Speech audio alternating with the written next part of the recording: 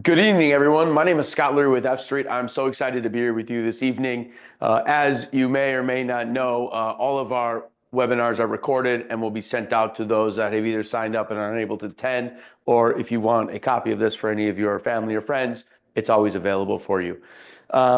It's great to be with you. Tonight, we're going to be discussing a smart investor's guide to multifamily. It's one of the asset classes I first started with when I started investing over 20 years. And I'm really excited to dig in tonight and talk a little bit about that investor guide on how I view multifamily as an investment. And I hope some of the points resonate with you. If you have any questions at any point during the webinar, simply drop them in the chat and Peter will moderate and get your questions answered. F Street is an alternative real estate investment firm. We focus on alternatives outside of stocks and bonds with the sole focus on real estate, creating long-term wealth and cash flow through investment real estate assets. I like to use the term, we plant money trees. This resonated really a tremendous amount for me when I was a kid. I always wanted to know where the money came from to buy the groceries or to put food on the table. And I always asked my mom, and my mom would always say, over there, the money tree. And I got a kick out of that as I continued to grow up. But I realized today planting those money trees are really important for people's planning to be a smart, sophisticated investor. As everyone works so hard to earn their money, it's always great to have your money that you've already earn money for you. And so planting those money trees is important. F Street focuses on three asset classes. As an alternative investment firm, we focus on multifamily, we focus on industrial, and we have a private credit, private debt fund that we continue to grow. And we'll talk a little bit more about that in a little bit today. So for those of you who've never met any one of our team, as I said, my name is Scott. I've got an unbelievable, mighty team here at F Street. We continue to add great quality talent that helps us with our acquisitions, our analytics, our financing, our legal, our asset management, our marketing. We've got a great team here at F Street, and I always want to say thank you to my team who help make all these presentations come together, as well as make sure that our investments are sound and do fill up fast. We just completed one of our fastest raises on our last industrial acquisition. That happened in 24 hours, and we've got a lot of assets that we're continuing to present to our investor database. And whenever the right time is for you to invest, we encourage you to take that opportunity. A little bit about our multifamily portfolio. As I said, we buy and build assets all around the country. Here's a list of some of our assets in Wisconsin, where we are based out of. We've got a bunch of assets in southeastern Wisconsin. We also have assets in Texas and Ohio and New York and Mississippi, where we've done a hotel to apartment conversion, where we bought value add and have turned those into apartments. We just was this Sunday. I was at the Emery, which is 105 units in West Bend, townhouse, garden style apartments. They look amazing. Super excited about that asset, which is coming online here. And we already have 5 pre-leases, which is an amazing testament to our entire team. The assets are in unbelievable condition. The thoughtfulness that went into them is great, which makes the leasability high and makes the asset value continue to grow. Our industrial portfolio, as I said, we do have industrial. We buy and build industrial. We build a lot in southeastern Wisconsin. We do buy all over the country. We just completed an acquisition in Granger of 197,000 feet. And we've got almost 1 million square feet under contract that'll be coming your way over the next couple months. We do build, and those assets that we build, we just finished a build-to-suit in which is just a fancy word for a build specific for a tenant, for a distribution center for a Fortune 50 tenant in Appleton, Wisconsin. We've got almost 1.5 million square feet in Appleton, and Appleton is continuing to be one of our assets, one of our geographic locations we continue to place assets in.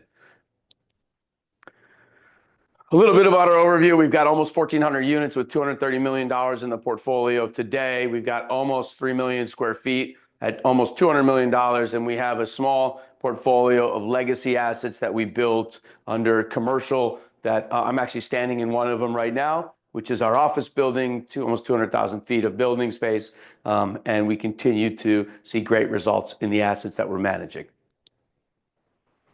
So a smart investor's guide to multifamily, what does that mean? I like to kind of dissect how one can be a smart investor. Being an investor is super easy, especially in today's world. You get served up ads, you see opportunities, invest in this opportunity, 20% IRR, 14% IRR, 9% cash on cash, all these various different analytical assumptions that are sent to most people.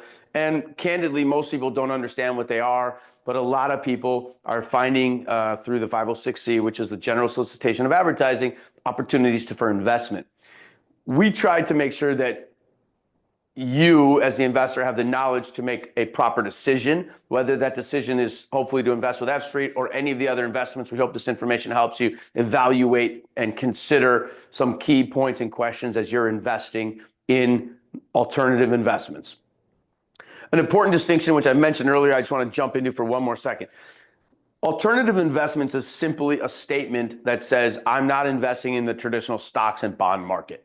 So traditional stocks and bonds, as you're accustomed to, mutual funds, retirement accounts that you're very accustomed to is a standard. The alternative is self-directed IRAs, investments in real estate or other alternatives to that investment. Some people do oil and gas, some people invest in solar, some people are investing in crypto, some people are investing in real estate. Alternative investments is just an alternative to the standard marketplace, and we at F Street are specific into the real estate segment. So look beyond the surface, right? So what does it mean when we look into what is being served to you by way of advertisement, right? What is the deal? Asking the right questions really is an important part of assessing the deal. Are you dealing with the right sponsor? Are you dealing with the right asset class? Are you dealing with the right time horizon? All of that's important, and we'll break that down. Our investment team, including myself, is on the phone with our investors every single day talking about deals. People have great questions. We want to hear your questions, ask your questions. We want to participate, and we want to give you some questions that help you determine if it's a right investment for you. So two projects can have a similar projection but vastly different risks. How do you know what the difference is, right? So I always like to look at, I'm going to see if I can jump over to, well, let's do this quickly and then I'm going to jump into it. So is the right investment and right investment fit, risk versus return, and hidden challenges and opportunities, okay? These are essentially three key points that you need to figure out in terms of your space of if the investment is right for you. And right for you can change from time to time, periodic to periodic, moment to moment. That all can happen for you. Smart investors look beyond deal metrics to understand execution, risk, and long-term potential. We want you to dig in. We want you to ask tough questions. We want you to hold us accountable and hold the sponsor accountable. Don't just look at the projected returns. This happens all the time, right? I can flash into your space 25% IRR, right? And I can put this in a big star that's a bad star, but let's just say I put that on an advertisement. It gets served to you and you're like, what could go wrong in 25% IRR return? They told me. Well, who are they, right? So here's an important thing. We like to have you ask the tough questions of what is the GP? And if you don't know what the GP is, it stands for the general partner. So when F Street offers an opportunity to an investor, we're considered the general partner. So we would expect investors to ask us what our track record is. Have you missed any payments? Have you paused any distributions? How's your distributions working? When do you make them? Are they quarterly, monthly, weekly, timely? How do they happen? Etc. Do you have a portal? Are you tracking my taxes? Are you managing my assets? So asking the GP track record to me is one of the most important questions. Yes, everyone has to start somewhere. And my first start was in 2003, 22 years ago. And I wasn't out here soliciting dollars from material dollars. We raised almost $62 million last year. I was raising 100 grand, 50 grand, $200,000. My track record was unproven at the time. Today it's different, and we like you to hold the GP accountable. In addition to that, we like you to understand that each deal is really important by incentives and structure. So the structure of the deal, where the investor fits into the deal, where your money fits in, where your capital, where your hard-earned investment dollars fit in, is very important under structure. And then also understanding what incentives the developer, the GP, has obtained to make sure that you either de-risk a project or you create more opportunity with that. And so we always on multifamily make sure that we're looking for TIF or TID, which stands for tax increment district, that then will offer a tax increment bit of financing, which is very important to our deal structure. If you're building multifamily today and you don't have some form of TIF, TID structure, there's a lot of questions that need to be asked, and understanding how you can get to a successful cash flow project is very important underneath a non-incentivized structure today's world. Construction costs are high, interest rates are high, everything is high, including rent. And so how do you make all of this work to make sure that the project cash flows? And then obviously finding the right markets, right? So your job as an investor is not to tell us or ask us or verify, just like it's not for us. We look at markets and then we go into those markets and we'll do what they call a market study, okay? We ask a third party who doesn't have any involvement in the transaction, we say, can you do a market study for us? Tell us what you know. Right? We're not incentivizing them. We're paying them, but we're not paying them to say one thing or another. And we want to understand, is there strong rental demand? What type of unit size is there for rental demand? Because some markets have a 3-bedroom high demand and some have a 1-bedroom high demand. But if the 1-bedroom high demand market is what my report says, and I build all 3-bedroom units, something's wrong. And then understanding the competitive advantage, how many new starts are happening in those markets, how many of new apartments are coming online, supply and demand at its core basic financing. At the core basic of it is 100% the statement. Too much supply lowers demand. There you go. We got a problem.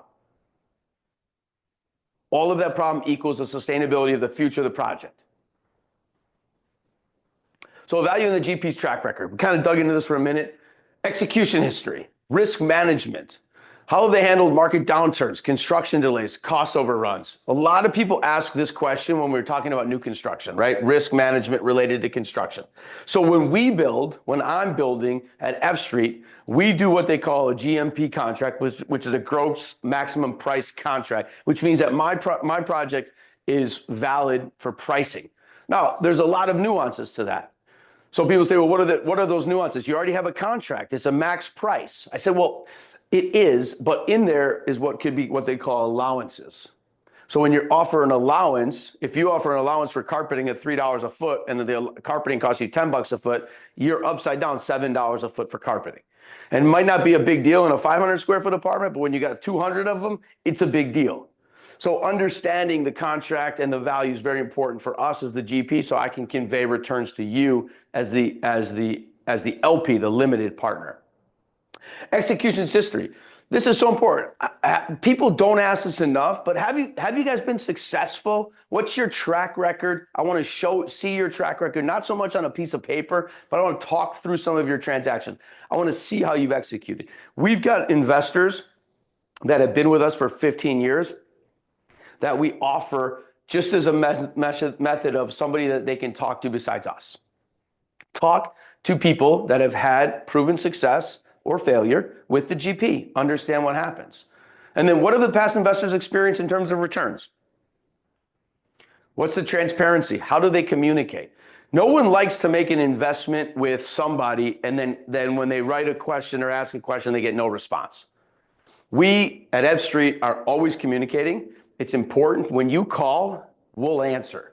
If we can't answer, I promise you, we will call you back. Understanding incentives. We talked briefly about this, but remember, city and government incentives. This is the TIF, okay, which starts on the outside through a TID. And this is super important in multifamily right now. So TIF and TID. TID was created for tax increment district to create tax increment financing to cover the but-fors in development.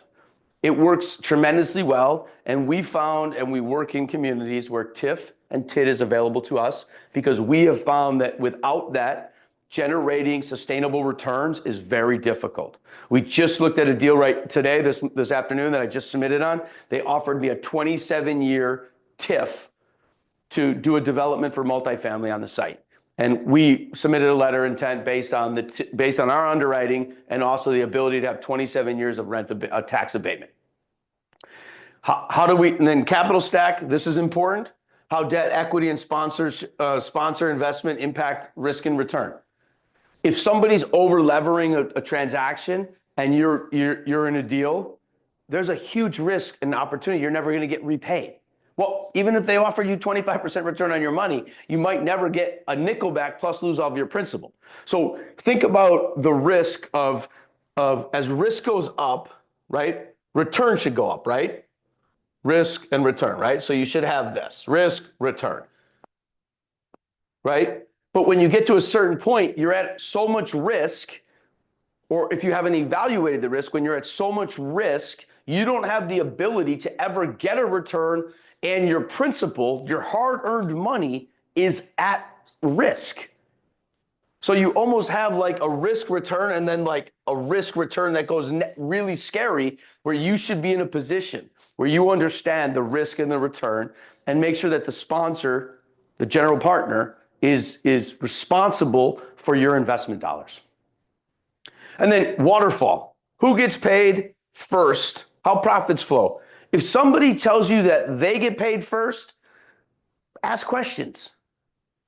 At F Street, 100%, so let me say this clearly for you, 100% of your capital is repaid to you, plus your preferred return,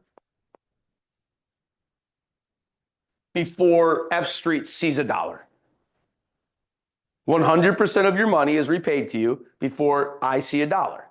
So my incentive is to make sure you get your money back plus your preferred return, and then you keep your equity. You always have your equity. So there never is a time when equity's taken from you, bought back, I hit a hurdle and you don't get any more money. No. You maintain your position forever and ever. And you get it first. Evaluating market positions. So we do this by determining a couple characteristics, which we'll talk about: rental demand and absorption, competitive landscape, and future market conditions. So let's start with the rental demand. What does the market say today? So we look at markets where there's low vacancy, low to no new starts. So when I say new starts, this means that there's not a whole bunch of new apartments being built in that same market. Now, the only trump card to that is if there's such low vacancy that the demand is so high in a market that new starts are happening, meaning new construction is happening, but in that market, it can support it. And we do all of that through a market study. And then the other part of it is, what will the future bring? Right? What's going to happen in this marketplace? Are they building infrastructure? Is there demand in the future? Are they investing in their schools and their streets and their public utilities?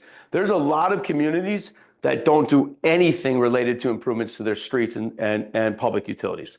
And to the opposite side of that, there are a lot of communities that are taking all of these investment dollars that are coming into their marketplace, and they're doing tremendously great things with them.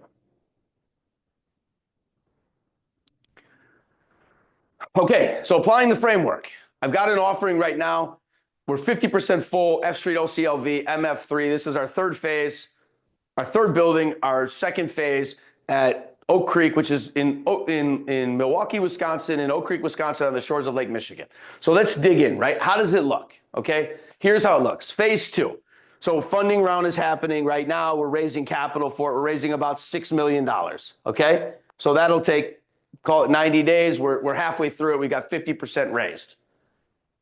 Okay, we're building 57 market rate apartments, which is right next to the other 58 that there. There's premium amenities. We have a strategy defined already, which is a refinance strategy, and there's ongoing cash flow. Let's just jump through this real quickly. March 2025 is funding, construction starts, pre-leasing starts, construction's completed, refinance happens. Follow the business plan. It's super simple. From March to 2027, for 2 years of your investment time you'll be here, you will be part of this, and a refinance will occur. We're projected on a 5-year hold with a 17.91% IRR. 5 years, we're going to hold the asset, then we're going to sell it, and you'll get 17.91% per year over that base period of time. Your projected cash on cash, COC, cash on cash return, is 8.75%. And your equity multiplier over a 4-year term is 1.875%. Excuse me, 1.87 times. So if you invested $100,000, expect to get $187,000 back at the life of this loan, which is over a 4-year term. At the end of that period of time, you'll get $187,000 on your $100,000. That's our projections. I'm going to be really close to that projection, if not above it. Our underwriting's conservative. Our thoughts are conservative. We're going to get there. So building on success, proven project. I've already built 199 units at 95% occupied in the same location. Our lease up exceeded, we were done in 8 months. We leased up 199 units in 8 months, and we were under budget on that time frame. And our permanent debt and cash flow distributions, we started 8 months after that. We're distributing on the first building already. We're already in a distribution mode. Built-in advantage. We already got the same team. We already have the infrastructure in place from the municipality that gave us $27 million to put in the roads, the sewers, the plumbing, the lights, the sidewalks, the public park, you name it. It's amazing. Proven demand, strong lease-up history. And then investor confidence. Return delivered. We've already returns delivered ahead of schedule. We're already ahead of schedule. I want to underpromise and overdeliver. Strong leasing's already been there. And then the proven money tree strategy. My mom, she must think I'm crazy. But let me follow this for 2 minutes, okay? Bear with me. So plant the money tree. Make a $100,000 investment. These are fake numbers, but ideas, okay? So bear with me when we talk fake numbers versus ideas, okay? You make $100,000 investment into MF3, right? $100,000 equals 1% equity. Your period one, your money tree's right here. You got a tree. You just planted it. This represents your cash flow and retained equity as it continues to grow. This shows how much capital you have left in the deal, right? So you've invested, your capital's starting to go down, your returns are going up, your cash flow's going up, you're getting money, you're in period 2, okay? Now, eventually, all of your capital returned in your tree has grown. So here it is. Period 1, period 2, period 3. After 5 years, you're going to have all your money back. Let's say we don't sell it, but we give you all your money back. You have 100% of your money back. So now you have your 100,000 here. And now you take that same 100,000 and you put it into another money tree, which is money tree, another money tree. Okay? You following me? So you own this money tree. This money tree is what? MF3, right? You already own it. You're 100% paid back. You've got all your preferred return. You're now getting cash flow checks every single month for the next, I don't know, call it 10 years. And you've planted money tree 2. Now you're in the money tree 2. So now when your kids say, or you say, where's the money tree? Now you got one money tree over here, MF3, you're going to put it in MF4 over here. You got 2 money trees going, right? So bear with me. Here's first investment, MF3. Your money tree's grown and you're doing great. Here's MF4, money tree 2, investment 2, investment 3, investment 4. Okay, as you're doing this, this leaves you with cash flowing investment and no capital left in the deal. What could be better than infinite returns? You get all of your money back, all of it. You have all of your preferred return back. All of the money is back in your pocket, and you take those same dollars and you put it back into a new deal. No new dollars.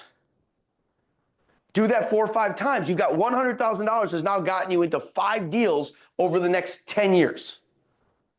Now, that's in theory, right? The theory breaks itself down as you have to invest $100,000 into the first 3 deals each year for 3 years. That's the theory. Okay. Any questions on that? Feel free to put them in the chat. I hope that makes sense to everybody. I'm a big money tree guy. I want to plant money trees for everybody. I want you to shake that money tree, water it, sprinkle it, go look at it, drive by it, and collect your check every month. So, approved TIF incentive. We have a TIF on this building of $3.4 million over 19 years. 19 years, 3.4 divisible by 19 equals X.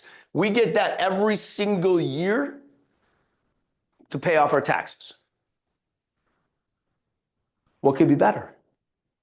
TIF incentive. They're giving me $3.4 million, which I'm giving you for your investment to enhance your returns. $3.4 million. Thank you. So development here, increased assessed value. Here's the TIF. Revenue to taxing district eventually comes here, right? This is when it eventually gets to 19 years. That's essentially what happens.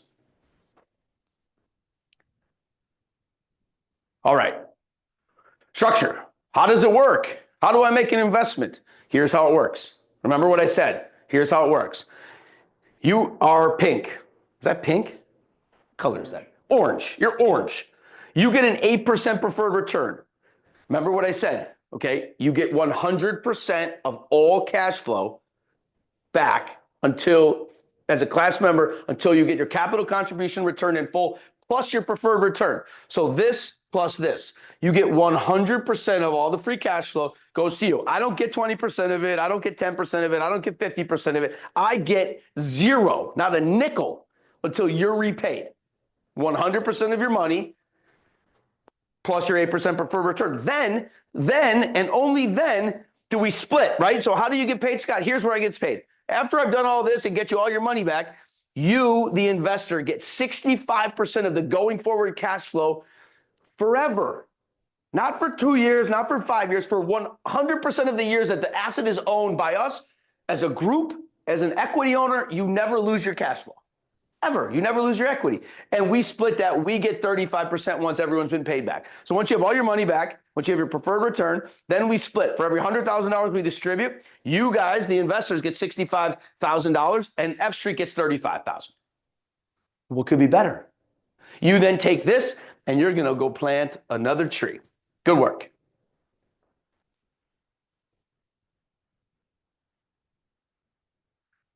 Marketing position. Located between Milwaukee and Chicago with strong demand, proven housing demand. There's 535 units needed annually in Lakeshore Commons. Needed annually in Oak Creek, with Lakeshore Commons leasing ahead of projections. How did I get you this number? I hired a market study individual to give me a market study to get to that number. I don't make up those numbers. There is a demand in Oak Creek for 535 apartments. I can prove that because I leased up 199 units ahead of schedule. Targeted unit mix, new layout attracts renters beyond MF1 and MN2. So we're going after a very specific demographic here that's going to be very strong, that's needed, and we're really excited about it. They're not anything new than four-wall apartments, but we found the demand. So Joe asked, do we keep our properties, not sell them? Joe, I have to model everything as an IRR to sell them. My number one goal is to get you your money back. So I do that traditionally through a year 3 refinance and then a year 5 refinance, which gets you all of your money back. That's my proven track record. I've done deals where in 18 months, I've given everybody their money back. My average is 3 years, and it can be up to 5 years. As a high net worth individual, from time to time, well, let me back it up. From time to time, we sell assets. Yes, we follow the script to sell the assets. The problem with selling the asset is we do what they call a cost segregation study, or 179D, on a new development, which forward accelerates depreciation. So as a high net worth individual, when I go and sell the asset and I give you $100,000 of additional profit, and then you got to recapture the $100,000 I just lost for you in depreciation over the last 3 years, you get nothing. At the end of the day, you feel good about the check, but you don't have anything. We plant money trees. And the goal is that not to be forced into a sale, but to be in a position where we can play the tax game the most efficient way through either a 1031 exchange. But we do sell assets from time to time, although it is not always our number one preferred method of disposition.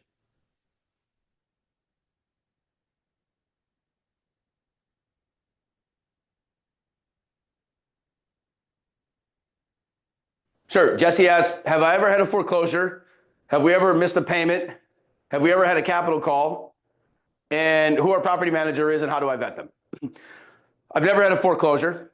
Nope, never will. I'm very confident in that statement. We are very, very mindful and cautious as we underwrite. Have I ever had a capital call? No, I've never had a capital call. I have had situations in the past where capital has been needed for a project, but I've funded it. My investors have been with me for 20 years. I've never once gone back to the well and said, hey, investors, capital call. I've had the rights, and in the agreement, I have rights to do so. for the protection of the greater good of the world for the tragic, crazy incident, I have in 20 years never issued a capital call. I have had two projects where I have had to put in cash to support a leasing issue. One was an office building that I still own, and one was a multifamily building that had tons of volatility. Both of those I funded. I informed my investors of it, but never asked them for any of the money, and everything worked out just fine. And the last thing was, have I ever missed a payment? No. And how do I vet my property managers? We use a local company here in Wisconsin called Harmonic. In our other states, we really try to find the entrepreneurial, deep-heeled property management firm that does a couple of the characteristics we require. Answers their phone, is responsive, good reporting, has a great bench of property managers, and a really sophisticated back office. And so we've been very successful locally with Harmonic, which is a great, phenomenal institution here, as well as nationally. We've done a good job vetting out property managers. It's an easy task always. How what? So the project will be levered at 70%. So MF3 will have a 70% first lien from Summit, most likely, Summit Credit Union, who's doing the adjoining building with it. So we'll have 30% equity, which represents the $6 million. All right. So MF3, 50% funded and filling up. Get involved. We passed the 50% funding of $6.4 million. If you visit fstreet.com, I'm really proud of what our team has put together. It's got an unbelievable portal. It's free. It's free to log in. It gives you knowledge. Knowledge is power. Jump in, look at the site, get accredited. It's free. It doesn't cost you anything. When you're ready, under your own volition, with no pressure, jump in. If you're not ready and you want to monitor what we're doing for 3 years, I'd love to have you continue to touch base with us, and that would be great. So the way I invest is through my kids' trust. I put in various amounts of money in each deal, call it $200,000 to $500,000 of capital from my kids' trust that I put into it, and then F Street puts in another $200,000 to $500,000 in each deal. So we have anywhere from $400,000 to $1 million into most transactions. Sometimes our investor demand is so high. Candidly, in Granger, for example, we just did one in Granger. We actually got shut out. I wasn't able to put in any money despite my desires, because it filled up in 24 hours and the investors wanted all the equity, all of the investment, and we allow for that. So it depends on each deal, but we put in money into this deal. In this particular deal in MF3, we are putting in actually a larger amount of money. We're putting in about $2 million into this deal. Other opportunities for 2025, just to run through these quickly, we've got industrial acquisitions. These are stabilized cash flowing assets. We've got about 1.5 million square feet coming to share with you. Once again, get involved in fstreet.com. You'll get notices from this. Here's what the cash on cash return looks like on the deal we just bought in Granger. This closed in December. We got an 8.83% cash on cash return. I closed December 13th. First distribution was closed before the end of the year. December 28th, we sent out our first distribution. So we're distributing right away. We are getting money back into your pocket right away. Cash flow based on current rent is to get to an 11.29% cash on cash return in 2028, simply by the rent returns, by the rental increases that are in the lease. F Street Private Debt Fund. This is my evergreen fund. I've been doing this since I raised 2009. I started with 700,000. We're almost at $100 million. We raised $30 million last year. This simply pays 10% return. How does it work? We pay 1/12 of 10%. It's pretty simple. A sample investment. Here's how it would look. You put $100,000 in. It pays you $833 a month. It comes to you via ACH in the last business day of the month into your bank account. At fstreet.com, you will get a 1099 INT for the income.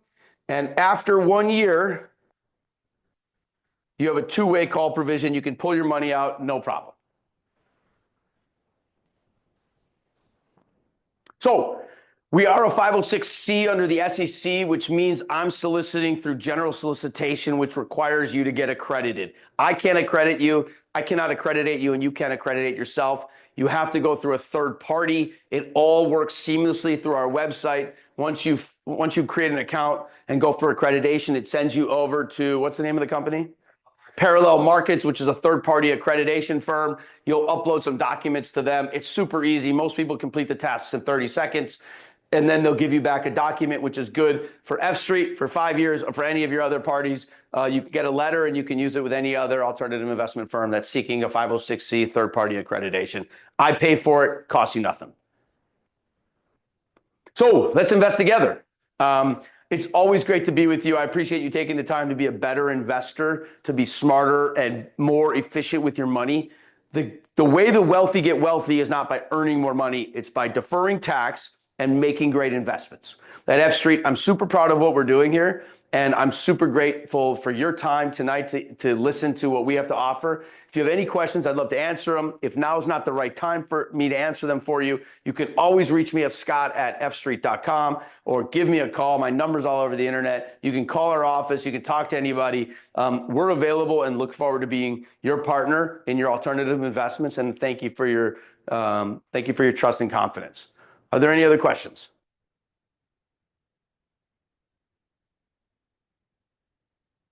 Sure. So do we take a 1031 tick investment? The answer is yes. In MF2, we took in 2 tick investors for a total of $3 million. It's a little bit more complicated legally, but the answer is absolutely we do. Our fee structure is disclosed in the offering memorandums. I can go through it, but it probably won't be a good use of your time, but they're standard to market. We charge a nominal acquisition fee, and that's how we operate.